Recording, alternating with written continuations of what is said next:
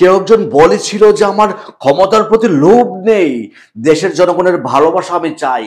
হ্যাঁ, মনে পড়ছে, বলেছিল সাবেক প্রধানমন্ত্রী স্বৈরাচারী সরকার, যে নাকি এই দেশ থেকে পালিয়ে গেছে গণ অভ্যুত্থানের পর।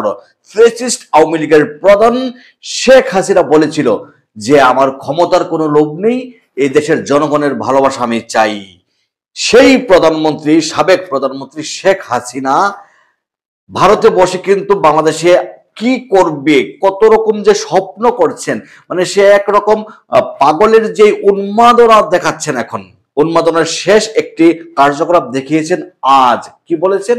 আপনি জানেন যে ডোনাল্ড ট্রাম্প যখন ক্ষমতায় আসছেন, জয়লাভ করছেন, তখন কিন্তু সারা বিশ্বের প্রেসিডেন্ট, প্রধানমন্ত্রী যারা আছেন তারা শুভেচ্ছা বার্তা জানিয়েছেন। আমাদের অন্তর্বর্তীকালীন সরকারের প্রধান উপদেষ্টা প্রফেসর ডক্টর ইউনূস জানিয়েছেন আপনার ভারতের মোদী সরকার জানিয়েছেন, অন্যরাও জানিয়েছেন সাবেক প্রধানমন্ত্রী শেখ হাসিনা। উনি এক বার্তা পাঠিয়েছেন, অভিনন্দন জানিয়েছেন, শুভেচ্ছা জানিয়েছেন, উল্লেখ করেছেন আমি এখনো পর্যন্ত বাংলাদেশের প্রধানমন্ত্রীর দাবি করেছেন।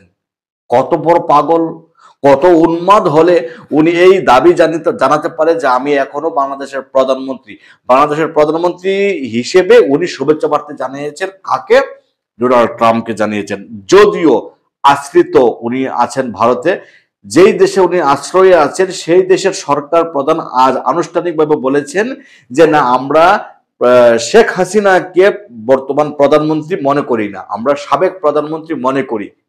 তারা মনে করে সাবেক প্রধানমন্ত্রী, ওনাকে প্রধানমন্ত্রী মনে করে না। আর শেখ হাসিনা, উনি ডোনাল্ড ট্রাম্পের কাছে অভিনন্দন বার্তা জানিয়েছেন, শুভেচ্ছা বার্তা জানিয়েছেন বর্তমান প্রধানমন্ত্রীর দাবি করে। উন্মাদনা আর কি, এটা উন্মাদনার বহিঃপ্রকাশ। কারণ উনি স্বপ্নে মনে প্রাণে এখনো পর্যন্ত ভাবেন যে আমি বাংলাদেশের প্রধানমন্ত্রী। কারণ আছে, কারণ হলো কি, ওনার সাজানো সুখের সংসার এতভাবে সাজিয়েছেন 2041 সাল পর্যন্ত ক্ষমতায় থাকবেন, এত যে একটা দুঃস্বপ্ন দেখিয়েছেন। এত ছোট্ট একটি কারণে আপনার এই ছাত্র সমাজের যে আন্দোলনের পরিপ্রেক্ষিতে ওনার বিদায় নিতে হবে, মাত্র 45 মিনিট সময় পাবেন এই বাংলাদেশে থাকার, তারপর চলে যেতে হবে। এই যে কঠোর বার্তা দিয়েছেন সেনা প্রধান, উনি কিন্তু মানে বিশ্বাস করতে পারছেন না এখনো পর্যন্ত যে আমার সাজানো সংসার একটা মুহূর্তের মধ্যে ভেঙে যাবে। তারপর আরেকটা ঘটনা দেখেন, ওনার ছেলে সজীব ওয়াজেদ জয় যখন প্রথম বলেছে যে আমার মা এখনো বাংলাদেশের প্রধানমন্ত্রী, উনি পদত্যাগ করেননি, তার সুরে সুর মিলিয়ে কিন্তু স্বৈরাচারী শেখ হাসিনাও কিন্তু বলেছেন যে আমি পদত্যাগ করিনি। তারপরেও কিন্তু ওনার যে প্রেতাত্মা বাংলাদেশে এখন বসবাস করছে, আপনার কি শাহাবুদ্দিন চুপ্পু সাহেব, উনি কিন্তু বলছেন, কি বলছেন, ওই সুরে কিন্তু সুর মিলিয়ে বলছেন যে না, শেখ হাসিনার দালিলিক কোনো প্রমাণ নেই পদত্যাগপত্র উনি পাননি বা গ্রহণ করেননি, এমনটাই বলেছেন। তারপরে কিন্তু শুরু হয়েছে আপনার বিভিন্ন রকম সোশ্যাল মিডিয়া, সরকারিভাবে, তারপর বৈষম্য বিরোধী ছাত্র আন্দোলনের সমন্বয়ক যারা আছেন এবং বিরোধী দলের যারা ছিলেন সকলেই কিন্তু নানা রকম যখন প্রতিবাদ জানাচ্ছেন, তখন কিন্তু মোটামুটি পরিস্থিতিটা একটা শান্ত হয়েছেন। কিন্তু ঘটনা হলো এই যে যোগসূত্র, কারণ উনি কিন্তু যে কোনো উপায়ে বাংলাদেশে আসার জন্য ওনার যে আকাঙ্ক্ষা, যে ট্রাম্প যেহেতু ক্ষমতায় আসছে, এখন মোদিকে ধরে মোদি সরকারকে বুঝিয়ে, কারণ আপনারা জানেন যে মোদির সাথে শেখ হাসিনার ভালো একটা সখ্যতা আছে এবং মোদির সাথে ট্রাম্পের একটা ভালো একটা বন্ধুত্ব আছে। এখন তাদেরকে বুঝিয়ে শুনিয়ে যদি উনি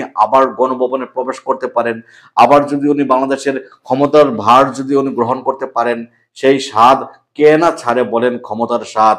সেই গণভবনে শেখ হাসিনা গণভবনের পুকুর থেকে আপনার চিতল মাছ, কত সুন্দর মজার রাজকীয় অবস্থা, কেই বা ছাড়তে চায় বলেন? এই লোভ, এই যে ক্ষমতার যে মোহ, যদিও উনি মুখে মুখে বলছে যে ক্ষমতার লোভ আমার নেই, যাই হোক, উনি কিন্তু স্বপ্ন আঁকছেন, উনি স্বপ্ন দেখছেন, যদিও এটা কখনো বাস্তবে রূপ নেবে না, কল্পনাই থাকবেন। কারণ পাগলের যে উন্মাদনার শেষ বহিঃপ্রকাশ এগুলো হচ্ছে এখন বর্তমানে। তবে উনি কিন্তু বাংলাদেশে একটি পরিকল্পনা আঁকছেন বহির্বিশ্বকে দেখানোর জন্য, ট্রাম্পকে দেখানোর জন্য। আমাদের বাংলাদেশে হিন্দু বসবাসরত যেই হিন্দু ভাই বোনেরা আছেন, তারা আপনারা সবাই সাবধানে থাকবেন। ইসকনের মাধ্যমে শেখ হাসিনা চেষ্টা করবেন বাংলাদেশে হিন্দু মুসলিম একটা দাঙ্গা বাজানোর জন্য।